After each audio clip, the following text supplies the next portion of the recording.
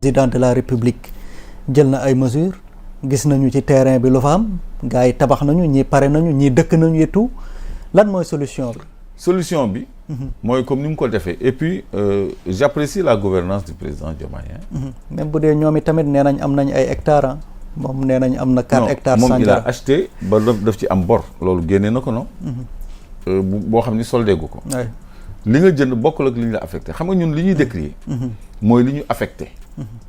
yow nga ñëw ñu defal la délibération. sur 331 hectares. 331 hectares benn délibération. wala ñu jox un politicien 10 hectares mu morcelé ko en parcelle. di ko mais loolu. loolu aussi c'est pas du travail ça c'est de la spéculation foncière. spéculation xaw ma nu ma koy waxee sax c'est de la spéculation foncière. loolu.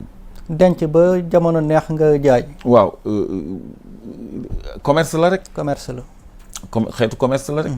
donc loolu c'est différent ak li ñuy wax nii c'est-à-dire ki nga xam ne dafa jënd. bokkul ak ki nga xam ni dafa profiter de sa proximité avec un régime. pour am de la terre donc li ma ni j'apprécie sa gouvernance mooy dafa jël ay mesures conservatoires. jël décret ni nañu arrêté. mesure conservatoire ça veut pas dire que da ngay nangu. mais da ngay arrêté ñu xool ndax affaire bi jaar na yoon. li ci jaar yoon ñu bàyyi mu jàll. li ci jaarul yoon ñu teg ci loxo jaarale ko yoon. donc loolu moo am ci aéroport beeg littoral bi. donte respecté wuñ ko. moo tax ñu attirer l'attention du président ni ce décret bi kenn respecté de gars yi même jour férié ñu ngi nii di tabax. parce que aussi am na benn information bu suñuy naataango le quotidien génn woon. ñu ne le président de la république joxe na permission. pour ñenn ñi reprendre les travaux le jeudi tey le jeudi nag peut-être looloo tax ñu liggéey tamit. xam nga loolu. décret lay doon rek. bu abrogé décret bi njëkk a génn. ni nañu suspendre. loolu waxu benn journaliste la boo xam ne dafa am ay intérêt foncier il faut pas ñu jaxase ñu. des fois dafay am de la désinformation. man tant que gisuma décret bu abrogé décret bi arrêté lu travaux yi. man du ma compter ci waxu Madiambel Diagne parce que c'est son journal. moom dafa am ay intérêt dans le foncier. il est tout le temps cité dans le foncier. il est cité dans le littoral surtout. et dans le foncier même rural. mais kooku.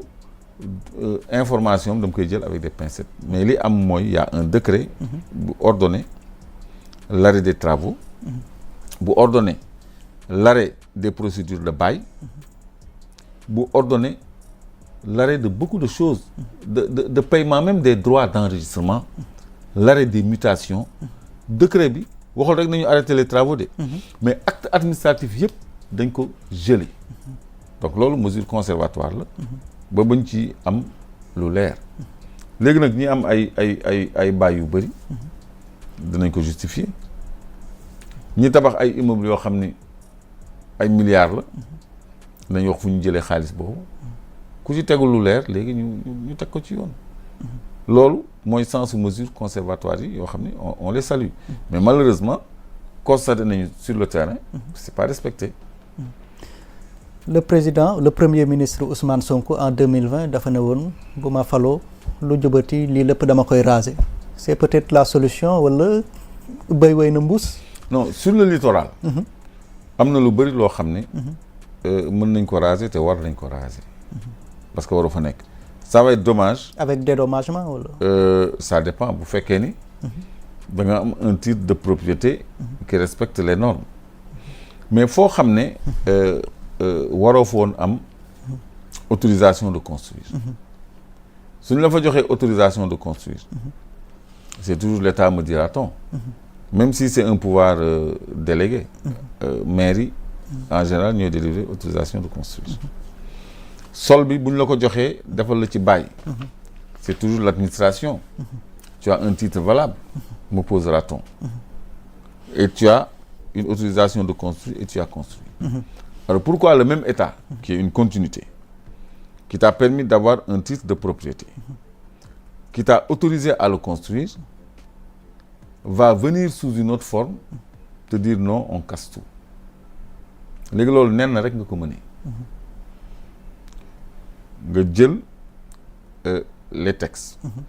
xool ni kii fi ñu ko jox est-ce que waroon nañ ko fi jox te buñ ko fi joxee y a des normes de construction gis nga Fann Résidence kenn autorisé wu fa woon sax 2 étages pour bañ a nëbb la vue sur mer virage ci biir waxuma ci front de mer bi de ci biir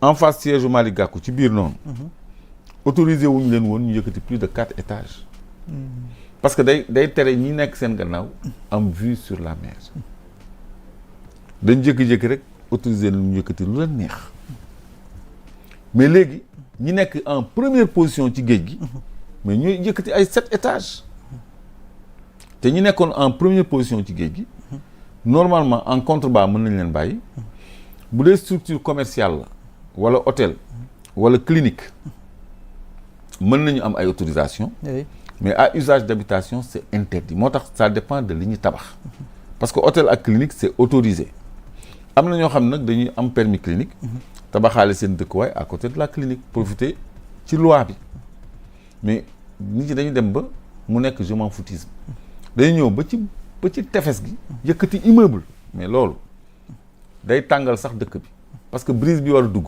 mais bu ñu defee front de mer bi yëpp ay immeuble mais ngelaw dootul duggati brise boobu nga xam ne dafa am effet bu muy def ci climat bi mais yaa ngi koy fat te du pour yow la vue sur mer et la jouissance de la mer ça appartient au public du lu ñu mën a privatiser donc su fekkee ni li ñu naan ma liberté s'arrête là où commence celle des autres fii la amee sens ñun am nañu liberté dem ci plage bi am nañu liberté gis plage bi amul benn borom doole bu ñu ko war a xañ donc jërëjëf foofee yàgg nañ fi ci coom suuf si ñu continuer di ko suivre mais aussi di ci travail bu baax pour ñu mën a xam lu ci wënd parce que dafa doon sujet bu am solo mais aussi beneen mesure bi nga xam ne jël nañ ko te mu bëri loolu ñu ci naa la benn élément de xam naa dañ ko fàtte yooyu yàbbi après dinaa ko envoyé mooy suspension wala publication des licences de pêche amaan noonu lañ koy waxee de yow mi yëngu ci kii bi mais nee nañu prénom war na cee bëri de parce que nee nañ gisuñu ci bateau chinois gisuñu ci bateau russe te amaana ñu ngi ci géej gi di napp waaw ay turu espagnol moo génn ak ay turu yeneen mais loolu doy na waar genre làq identité réelle la rek mais dafa am loo xam ni bu fekkee ni nguur gi bëgg nañ ko vérifier lu yomb lay doon képp ku am licence de pêche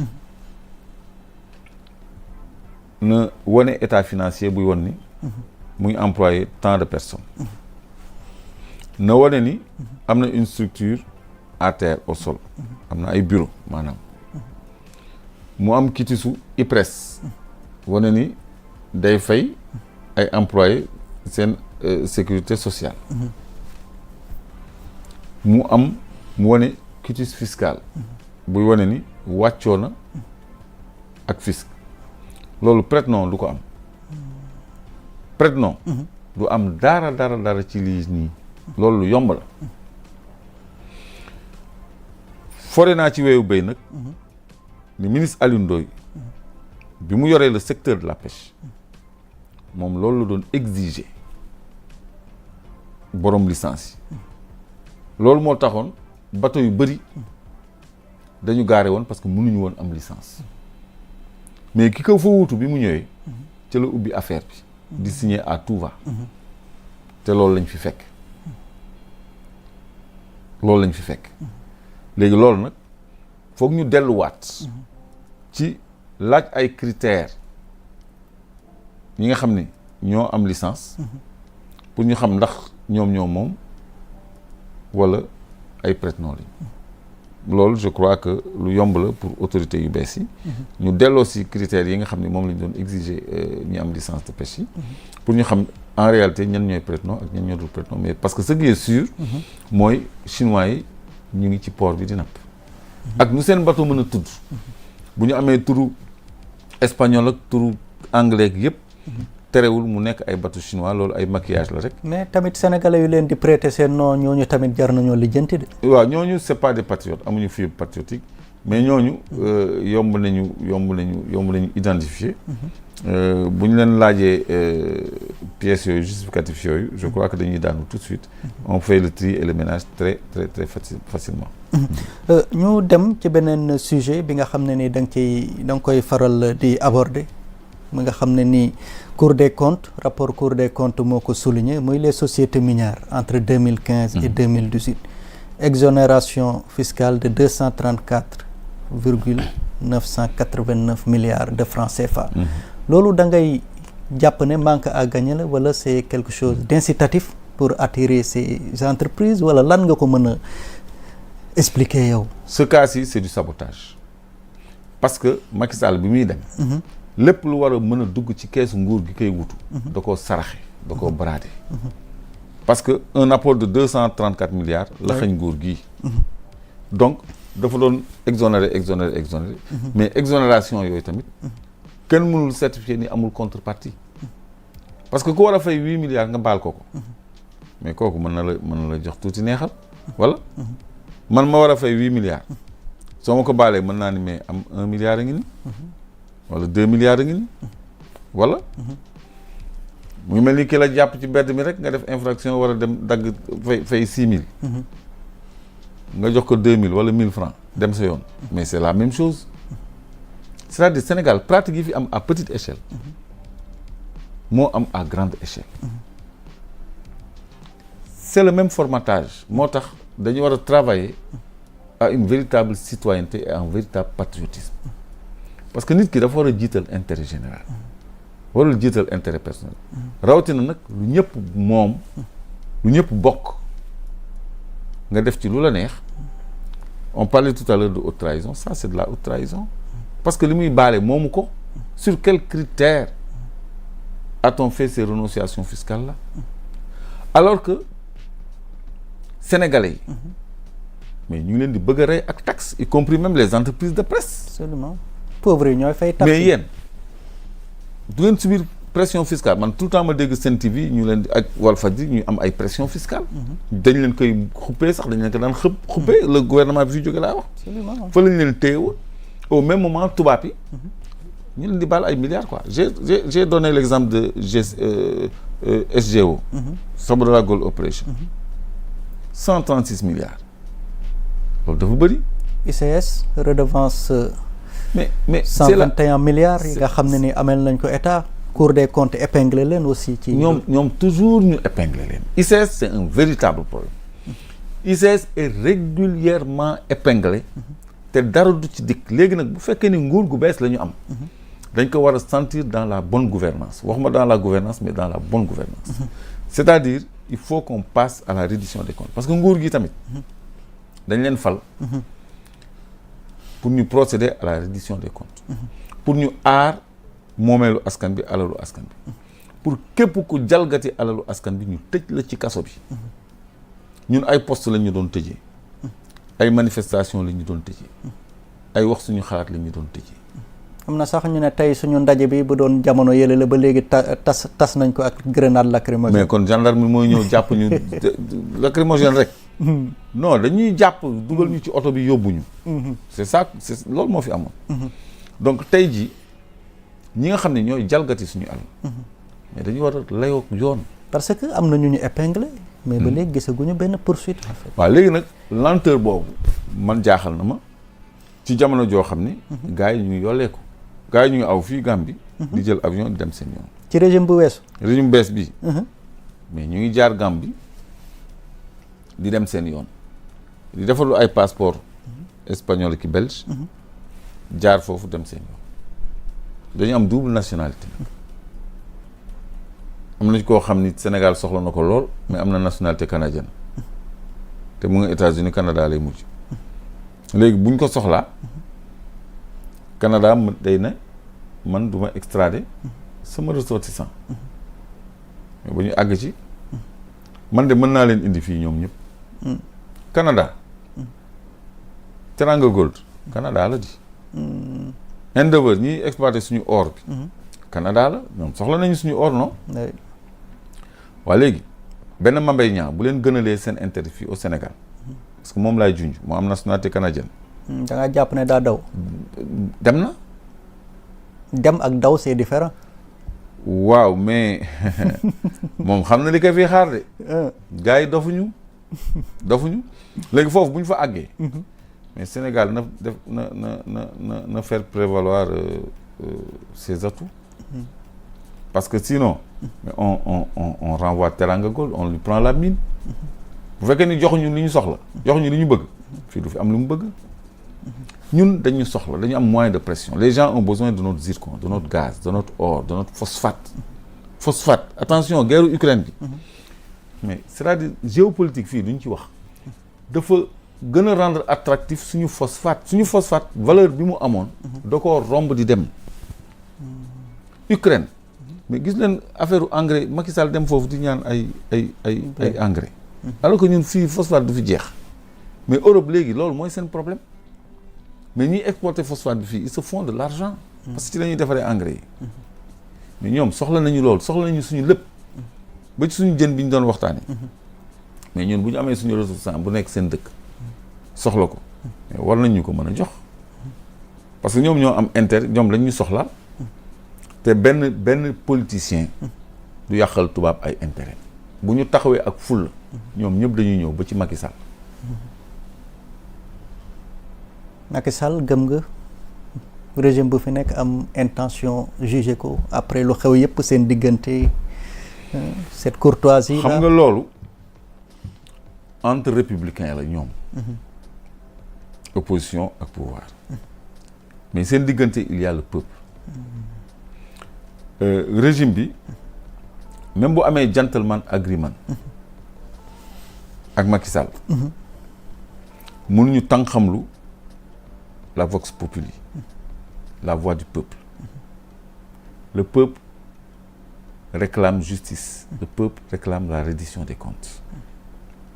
nguur gi ñun toog ñu ba dimanche rek ñu sañse ba jekk dem voter ji ça s'est pas passé comme ça. Depuis 2021 dañu xeex mu am ay centaines de morts am ay milliers de prisonniers am ay exilés am ay blessés am ay mutilés am ñu ñàkk seen liggéey am ñu ñàkk seen bien pour rek ñu samp yaakaar bi nga xam ne mooy le projet Pastef ak Ousmane Sonko nit ñi yemuñu foofu de même bu dee bracelet buy jar 1000 francs sax contribuer nga ko même bu dee t-shirt buy jar 3000 wala 6000 contribuer nga ko waxtuma nag ay levée de fonds ay Copper Express chaque fois que de besoin nit ñi répondre ci sollicitation ñi joxe seen moyen ñi dagg seen billet avion jóge Canada jóge France jóge Italie ñëw campagne si indi waale seen moyen les gens se sont investis le peuple est actionnaire de l'alternance que j'appelle même révolution kon dañu am ay attentes ak ay exigences dina am un court délai de grâce nag un court délai de grâce boo xam ne mën na prolonger wu sax s'il marque le pas dans la bonne direction mais s'il tarde à mettre le pied sur l'engrenage bu ñu yéexee ci sàcc yi bu ñu yéexee ci signaux yi ñuy xaar si ñoom je crois que dañuy semer le doute sur l'opinion donc pour revenir ci li ma doon tontu quel que soit par ailleurs gentleman agreement bu ñu am ak Macky Sall ak nguuram mënuñu tànqamlu la voix du peuple la volonté populaire te volonté populaire bi mooy sàcc yi ñu jàpp leen quoi à commencer par Macky Sall Macky Sall Sénégalais yi mënuñu ko baal ñu poursuivre ko parce que Ousmane Sonko il aura beau jeu de dire bu fekkee ne am na pression populaire ni mais Macky Sall man bëggoon naa la ormal waaye mënuma tànqamlu askan bi ñoom ne lii moom mënut a ñàkk mënoo laal Mansour Faye ay Mame Mbaye Niang ak jegeñaaleem moom mi nga xam ni mooy principal responsable bi nga bàyyi ko moom moo bradé suñu mine yi moo signé ay contrat yu kenn xamul yoo xam ne dafay léser suñu intérêt mais exonération yi ngay wax nii c'est du sabotage pour nguur gi bañ a am xaalis la rek mu ne yéen ñëpp baal naa leen 200 milliards kan la ko xañ nguur gi la ko xañ 2018 ah non di 2018 la mais même bi muy dem mais il a signé des actes comme ça parce que 136 milliards yi du 2018 ok 150 milliards yi ñu fay 14 milliards du 2018 c'est du sabotage te redevance su 2018 ak taxe su 2018 du 2018 lañ koy fay de non du 2018 lañ koy fay xam nga donc moom daal je crois que nguur gi mënuñoo ñàkk woo Macky Sall parce que c'est une exigence nationale c'est une demande sociale c'est une demande populaire c'est un espoir des populations que ñu gis Macky Sall répondre de ces actes man bi muy génn nii ma gis ko muy jël avion j'étais tellement désolé parce que day gën a compliquer liggéey bi bu ma gisee aussi ñuy bàyyi gars yi di aw Gambie di jël avion di dem wala ñii di profiter ci ay umra di yolleeku mais gars yi ñu ngi dem. ñu ngi dem qu'est-ce qu'on attend? ils sont épinglés les rapports sont publiés il y a de la matière à entrer en voie de condamnation. ñaata ñoo demagum. bëri nañu ñu ngi dem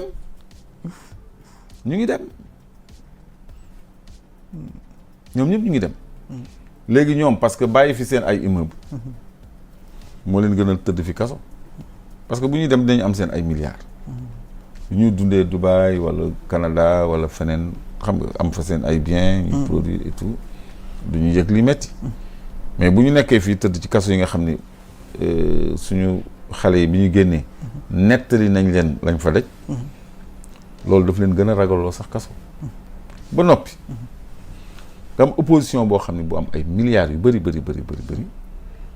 mais kooku boo bëggee yàgg ci nguur gi foog nga lijjanti seen i milliards sax même pour ta longévité au pouvoir. loolu du règlement de compte. non du règlement de compte parce que l'argent politique l'argent xam nga le bien mal acquis doo ci def lu baax parce que doo du liggéeyoo ci te xaalis lu mën a sonal nguur la nag ay milliards lu mën a daaneel nguur la sax opposition bu am moyen opposition milliardaire mais qui a pratiqué le pouvoir ba noppi ay éléments am ñu ngi ci DAGE yi ñu ngi ci DAF yi ñu ngi ci agence yi ñu ngi ci administration bi ils sont en train de se réorganiser je préviens le pouvoir là que ces gens ils ont pris le coup KO mais ils sont en train de se réorganiser léegi nag bu ñu réorganiser woo ba taxaw ba dëgër mais dañ koy gëmaat de ils vont y croire ci am na rencontre politique yi nga xam ne ni régime mais il commence à retrouver le moral. ñu ngi commencé di organiser ay réunion à Kaffrine le président Macky Sall woote na fa ci benn réunion waxtaan ak militants yi c'était le cas à Tamba avec Sidiki Kaba aussi moom mu ngi réorganiser ay troubam de toute façon et c'est politique aussi c'est politique mais troubam tant que ñu ngi am yaakaar ni kii day ñëwaat tant que mu ngi am yaakaar ni kii malgré la perte du pouvoir mën na leen entretenir wala mën na leen dara dañuy adhérer te loolu baaxul. beneen demande sociale bi nga xam ne ni sénégalais yi ñu ngi leen ciy xaar muy njëkk yi. mooy njëkk yi. njëkk yu cher yi. nga xam ne nii dige woon nañ ne dinañ ko wàññi aussi ba léegi sénégalais yi ñu ngi bëgg a yàqamte de. waaw xam nga njëkk yi. li koy wàññi rek. moo ñu doxal seen politique. doxal seen politique moo ñu installer seen i nit. installer seen i direction. ba noppi def ay lettres de politique sectorielle maanaam département bu nekk ñu ni lii mooy programme bi département de l'énergie ñu dressé une lettre de politique sectorielle claire buy wane ni ñaari projets yi ñu am gas to power maanaam gaz bi nga soppi ko courant pour ménage parce que méthane dañu am c'est directement convertible en kilowatt bu via le joule nga xam ni coût électricité day wàcc divisible même par 10 ku doon fay 100 000 dootoo passé 10 000 loolu ki doon fay 100 000 économiser loo nga ko 90 000 mu ngi mel da nga ko yëkkati jox ko ci poche bi loolu moo gën a mën a nekk ka wàññi ay njëkk gaz yokk pouvoir d'achat to industrie yokk pouvoir d'achat am na beneen projet boo xam ni gaz bi dañ koy jox industrie yi nga xam ni dañuy consommer courant bu bëri tey laa visité benn unité industrielle li ma njëkk a frappé mooy li mu soxla ci énergie ni mu bëri li mu soxla ci courant pour fonctionner dafa bëri ba jéggi dayoo donc ci projet boobu bokk na ci ñoom ñu jox leen benn gazoduc boo xam ne day alimenter seen turbine à gaz ñuy créer seen bopp courant comme ni Sococim di créer boppam courant am na centrale am propre d'ailleurs suñu gazu gajak bi sax dañ ko xëñ seen rek pour jox ko Sococim Dangote am na sa propre unité de production de courant à base de tourbe kii tamit nu mu tuddati ICS am na unité de production de courant industrie yooyu ak yeneen le projet mooy ñu jox leen gazoduc bu ñu produire courant boo xam ne seen produit fini dafay gën a yomb ciment bi ñuy defar wàcc jën yi seen njëkk wàcc parce que unité bi ma visité woon ci wàllu jën la liggéey industrie de pêche la yeneen produits manufacturés yi ñuy defar ci yeneen usines yi tamit parce que coût de production bi gën a sonal industriel yi ak commerce yi sax c'est le poste énergie courant électricité dafa cher léegi ci wàllu woowu tamit gasoil ak essence tamit mais li ci Macky Sall yokk mën nañ ko teggi quoi parce que 100 francs la ci yokk ci jamono joo xam ne dafa teq 750 milliards ci suñu budget ni da koy subventionner les hydrocarbures et l'électricité une semaine après mu yokk essence 100 francs yokk gasoil 100 francs loolu mën nañ ko teggi te duñu coûter lu bëri léegi teggi bi ñu koy teggi nag li koy compenser mooy société extractive yi ñu baal taxes yi baatu exonération ci législation yi sax ci code général des impôts ñu dindi ko ci ñooñu bu ñu commencé fay taxe ay milliers de milliards yu ñëw ci suñu budget lay doon bu ko defee mën nañ ci subventionner la santé les denrées de première nécessité l'éducation et le transport yooyu mooy améliorer indice de développement humain au lieu de PIB ak taux de croissance ay agrégats économiques yoo xam ni amul benn corrélation ak suñu ay réalité économique nga xam ni moom la ñuy jàngal ba tey moom la ñuy jàngal suñuy cadres yi ñu nekk ci plateau yi di ñu sonal ak taux de croissance ak PIB nga xam ni ça ne veut rien dire par rapport à l'indice de développement humain bi nga xam ne war a nekk nattukaay bi ndax nit ki mu ngi lekk ndax nit ki am na dëkkuwaay ndax nit ki mu ngi jàng ndax nit ki mu ngi faju ndax nit ki am na ay infrastructure environnement bu baax ak yooyu tout ça loolu mooy nattuwaay bu baax plutôt que chiffre yi ñu banque mondiale ak FMI di imposé kon tey jii ñoom donc sa question bi laa nekk de pour wàññi njëkk yi du da ngay xool ceeb mu ngi jar lii rek naka laay fexee ba mu wàññeeku lii mu ngi jar lii naka laay fexee ba mu wàññeeku non politique d'ensemble la solution structurelle la war a doon et non conjoncturelle maanaam ci benn jamono joo xam ne rek da ngay am benn saafara boo xam ne maîtriser woo sax facteurs yi parce que li ngay wàññi da nga koy importer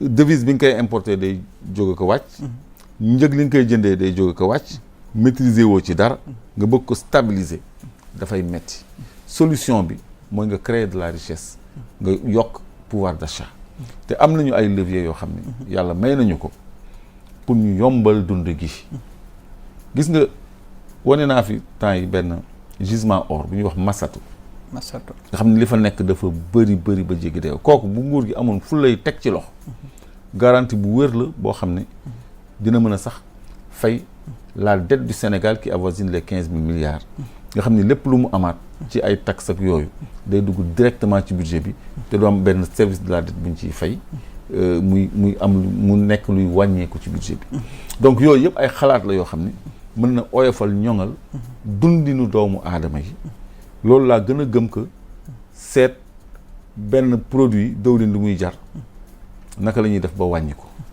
alors que yow amatoo dëwlinu gerte dëwlinu soja nga am dëwlinu tournesol dëwlinu huile de palme ci magasin yi yow sa gerte chinois yi koy jënd ak tubaab yi ça fait tourner les huileries de Marseille et ça satisfait les Chinois léegi ñoom ñu indi leen seen huile yu bon nag ngay mën a wàññee njëgu dëwlin day yokk rek seetlu nga dëwlin ni muy yokk est-ce que seetlu ngeen njëgu dëwlin ni muy yokk xam nga ñun góor yi peut-être duñu seetlu yooyu quoi alors que dëwlin boobu ñuy indi sax baaxul parce que y a que 2 huiles au monde qui supportent la surchauffe entre parenthèses damay def foofu benn digression pour poser un problème de santé publique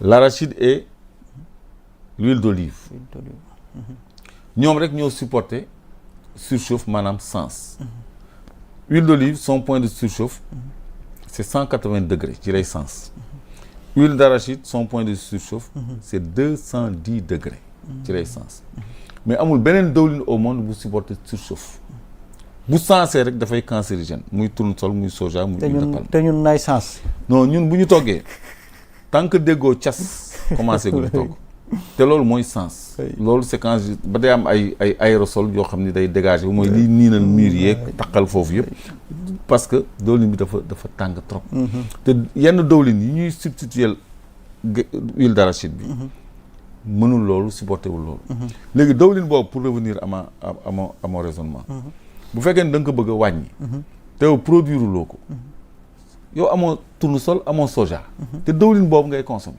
mais da nga koy importer mais loolu da nga koy régler d'abord li ngay produire fii nga xool mais Sonacos SCIB mais seen rôle premier mais moo doon approvisionner le Sénégal en huile ñun ay ñaan yi lañ doon togg ak ay niinal mais dañu mujj dem ba niinal bi ñuy mettre en bouteille wala en sachet ay huile de tournesol ak ay huile de soja loolu nag je crois que nguur gi tam war na ci liggéeyaat donc pour wàññi njëgu dund bi doo ko jël denrée par denrée mais da ngay am une politique plus globale pour que nit ñi ak lu dund gi jar ñu mën ko jënd transport bi wàññeeku ndax coût carburant bi mën na wàññeeku tamit ça j'avais oublié de le dire parce que ñu ngi waaj a nekk produit pétrolier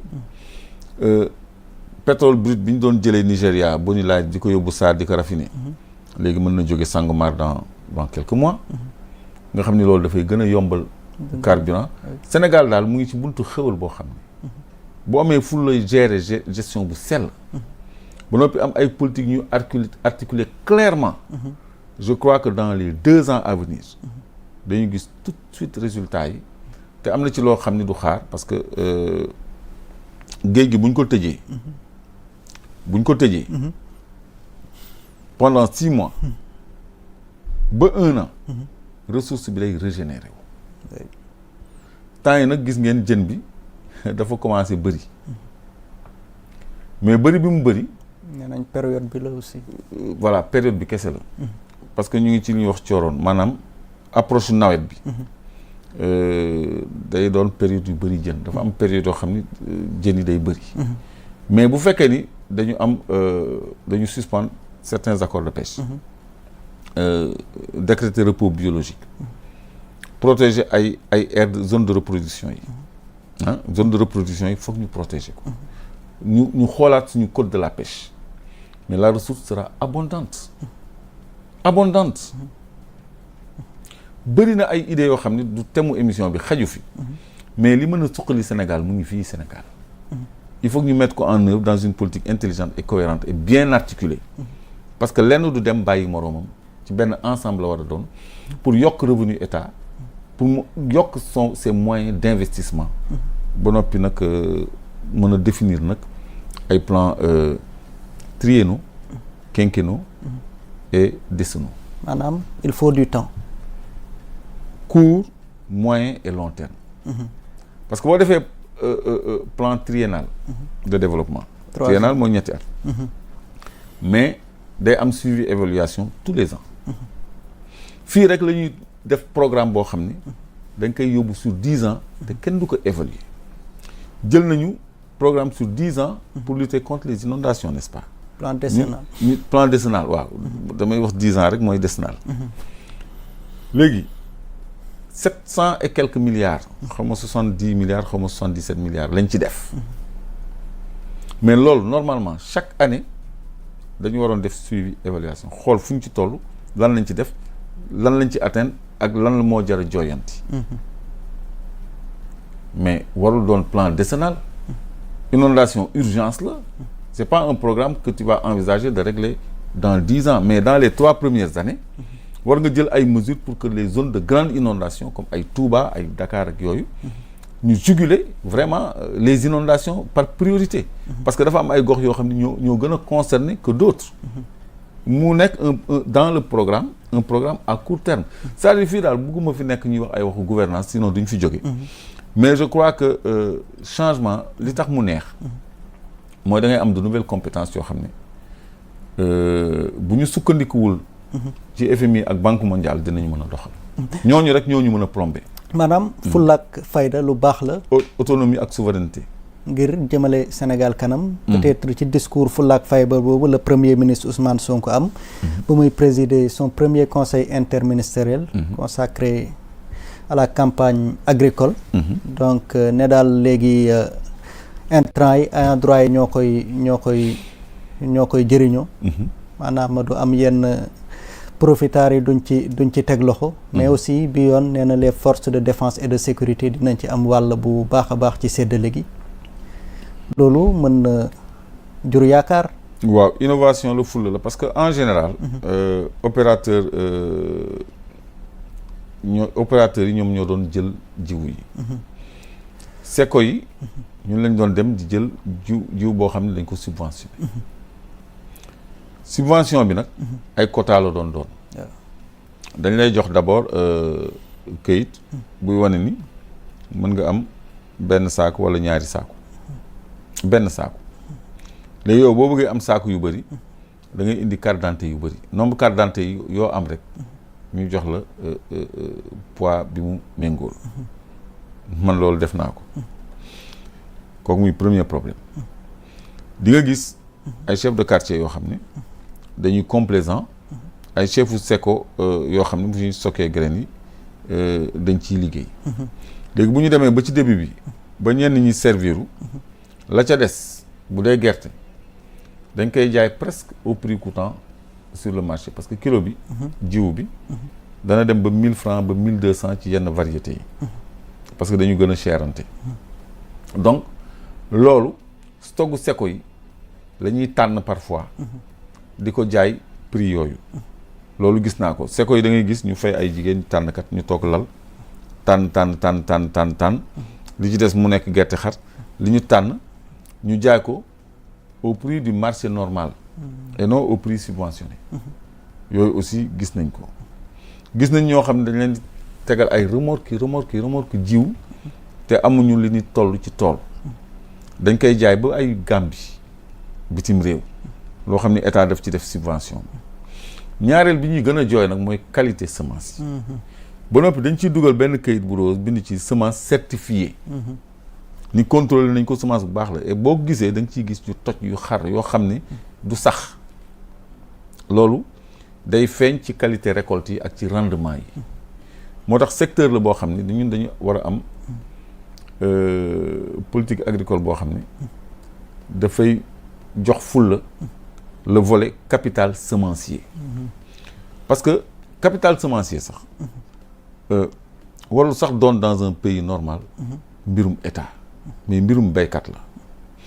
man mënuma comprendre nga béy sa 4 hectares u gerte ba noppi wàññi woo jiwu nga jaay lépp jaay sa ngooñ jaay sa gerte yépp te yow yaa ngi jëndee saaku 100 000 wala 110 000 saaku jiw yow mënoo denc benn wala ñaari saaku jiw hectare bu nekk saaku la 100 kilos la ñuy wax saaku bërigo ñoom bërigo la ñuy wax waaw ah hectare bu nekk bërigo la yow mënoo denc sax li nga soxla ci jiwu pour l'année suivante lépp nga bëgg ko jaay toog après nga compter ci état tamit loolu il faut que ñu xool ko quoi parce que état warul supporter parce que xam nga politique agricole du Sénégal dafa mel ni gerte rek la te ñun yow doo añee gerte doo ko reeree waaye mën nga reeree dugub cere fonde laax caakiri maïs bi même chose mën na defar sëmul mën na defar lu nekk ñebbe bi mais mën nga defar ndambe boole kook ndawal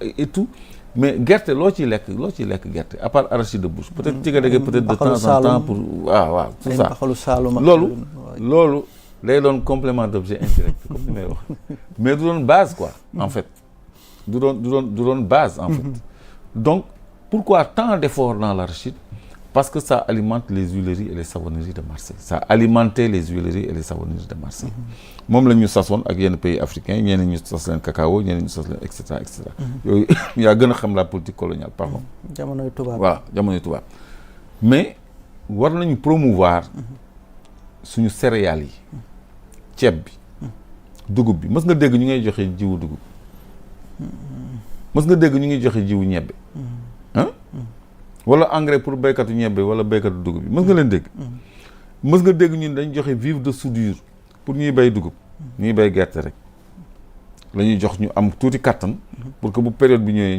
ñu bay ko parce que tubaab bi moo ko soxla ci train bi la doon aw di dem port ba léegi loolu nag je crois que dafa war a changer li ñuy dundee la ñu war a bay bay dundee baax na mais bayal li ngay dundee nga bay ko muy ceeb bi céréales yi ak yooyu donc beneen aspect mooy le tandem comme nu ñu leen di woowee président Diomaye premier ministre Ousmane Sonko le président ma nga woon Côte d'Ivoire seeti le président Alassane Ouattara mais aussi le premier ministre di waajal ci pays yu ñu tuddee chez les putschistes visite boobu nan nga ko jàngatee lu jaadu la selon yow non c'est pas la visite du premier ministre premier ministre Ousmane Sonko moo war a dem seeti ñoom Malek ñoom Niger ak ñoom non président Pastef le président du Pastef président Pastef aussi tamit mënoo ko est-ce que mën nañ ko séparer en tout cas il va en tant que président du Pastef et non en tant que chef du gouvernement du Sénégal c'est différent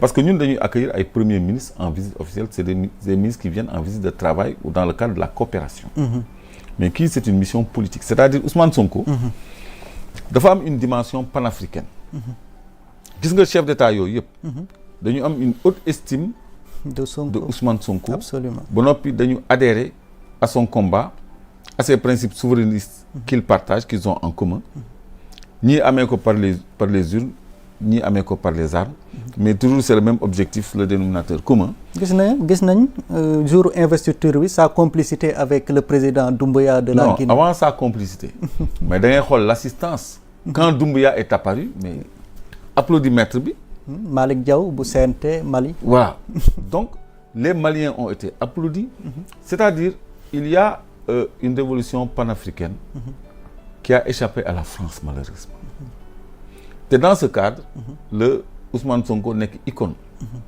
Ousmane Sonko Succès Masra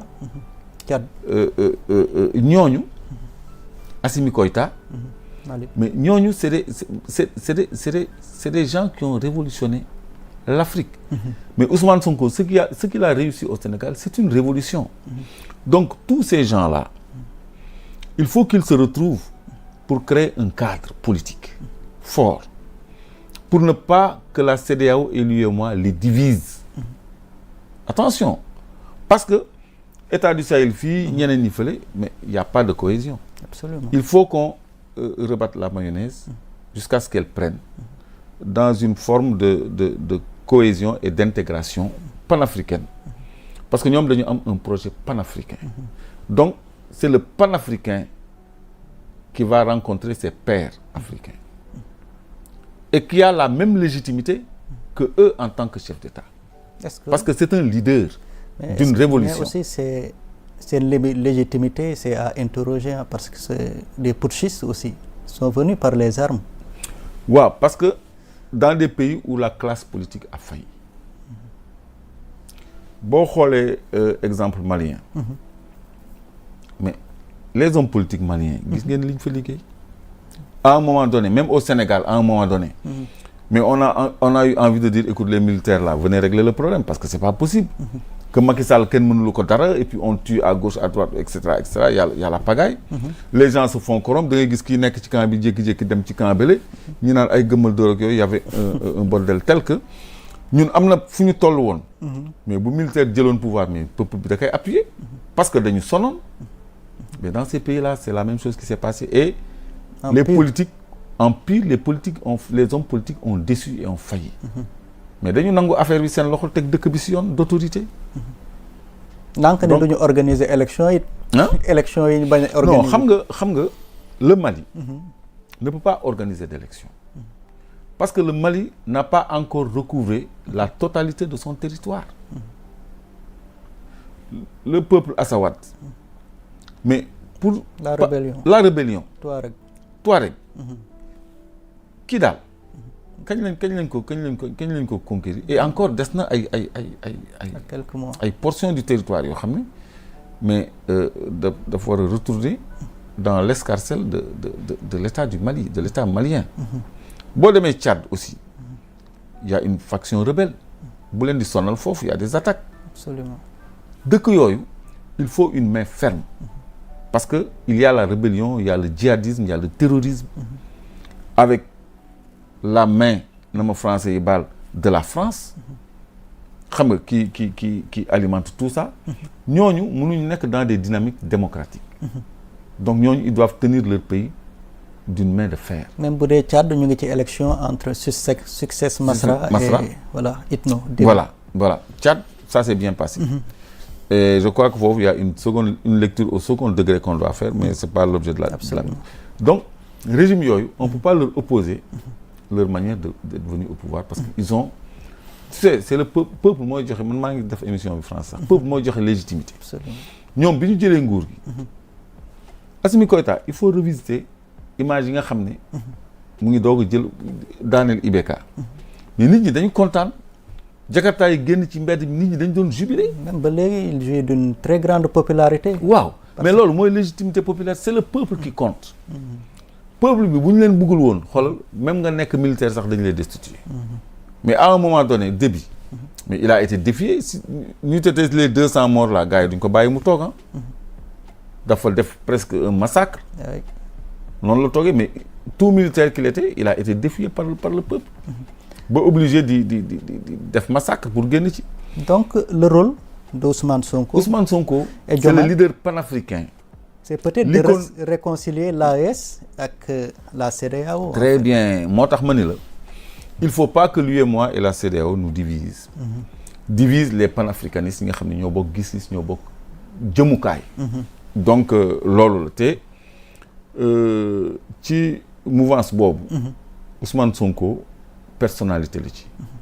voilà donc c'est bien que mu affirmer li mu doon par rapport à ses pairs africains qui ont une haute estime encore une fois de lui et seeni nu mu tuddati opinion publique dañoo gëm Ousmane Sonko yow gisoo l'implication de la jeunesse panafricaine dans ce qui se passe au Sénégal dañuy def ay live mel ni ay sénégalais ñooy wax dañuy maîtriser sew politique au Sénégal. Absolument. Comme si ñoom ils sont au Sénégal te pourtant ils sont loin. Il y a une dynamique panafricaine qui est en train de se construire et Ousmane Sonko l'a compris. Il est allé jouer sa partition, c'est très normal.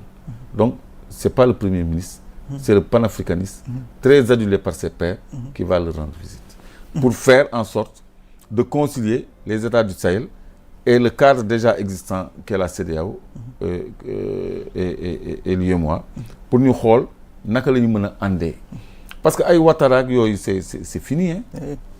Les Paul Biya ak yooyu tout ça ils vont partir hein. ils vont être minorisés.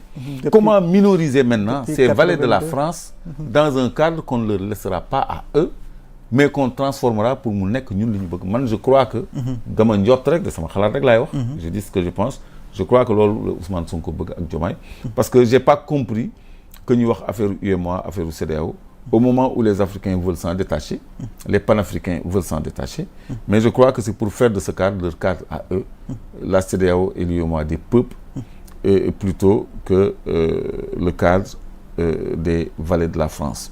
Parce que sur le plan de la souveraineté monétaire, sur le plan de la souveraineté, sur le plan de la monnaie, le CFA. Ousmane Sonko yàgg na wax ni CFA, on n'est pas obligé de changer CFA. Mais nañ ci génnee France bu ñu ci génnee France on peut le garder bu fekkee ni ñu ñoo koy defaral suñu bopp on peut le garder du soxla ñuy wut leneen bu fekkee ni loolu mënul nekk nag ñu wut beneen solution. Donc yooyu kii c'est des questions stratégiques et géopolitiques yoo xam ni certainement mais moo tax mu dem en tant que je crois que moo tax mu dem en tant que leader du. ñu daaneel moom itamit xam naa déclaration politique générale bi mu ngi jege ah. waaw c'est très attendu en tout cas man xaar naa ko bu baax. parce que daf ñuy renseigner sur les orientations qu'ils vont prendre. et ñu xool ndax te loolu ça peut conforter le premier espoir. parce que bu ñu xamee ni fi ñu jëm mooy yoon bi rek je crois que les gens seront rassurés et dina yokk seen délai de grâce. ak assemblée nationale bi configuration bi. configuration bi c'est pas un problème je crois que Benno Bokk Yaakaar sera bien sage. dans son intérêt.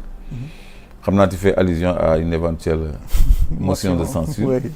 Ça c'est donner le couteau qui va les égorger parce que motion de censure même bu jàllee du fait de leur majorité. Président aussi am na droit de pouvoir de dissolution. te loolu daf ñuy arranger sax man je souhaite même que ñu déposer motion de censure pour qu'on en finisse le plus rapidement possible avec cette assemblée. Comme ça président exercer son pouvoir de dissolution ñu dem à des élections ñu am une assemblée réellement représentative quoi. Donc ñoom ils sont minoritaires et cette minorité doit se refléter à l'Assemblée nationale. kàddu gu mujj donc nañ ñëw. kàddu gu mujj gi. waaw tey foogoon naa ne du ma mën def émission tellement on a été absorbé dans la journée donc on est un peu fatigué. Voilà. Mais je suis votre serviteur mënuma bañ lii. donc fii nga bokk. invitation bi jiitu woon na randonnée bi ñu def tey. donc loolu la. donc su fekkee ni daal ça n'a pas été ngeen xam ni c'est l'effet de la fatigue. ñu leen jox dig déjà beneen yoon rek pour won leen Sénégal. le Sénégal méconnu. parce que ñun duñ leen won li ñëpp gis. duñ leen wax li ñëpp xam. li ngeen musul gis li ngeen musul dégg lañ leen di won lañ leen di wax. donc périodiquement de façon très rapprochée. dinañu def cette initiative là de open press. pour permettre aussi aux gens de s'exprimer. mais pour leur montrer ce qu'on peut pas trouver dans les studios. Moi je suis pour qu'on sorte de temps en temps des studios pour voilà. montrer aux internautes li nekk ci terrain bi. salaamaaleykum wa rahmatullahi taala am na ci solo. parce que man personnellement homme de terrain la. donc waaw je sais je t'ai vu à Niafoulane et tout ça. absolument donc c'est ça ñu na ci baax aussi ñuy génn studio yi di won Sénégalais yi leneen li nga xam ne ni aussi du rek politique beeg yenn détails yi. donc ñu lay gërëm di la sant. encore une fois ci sa disponibilité. mais aussi ci sa générosité. merci beaucoup parce que li nga def tey il faut être généreux. yow ak Dame Mbodj pour le faire aussi. ay serviteurs lañu donc loolu lu ci am solo la ñu leen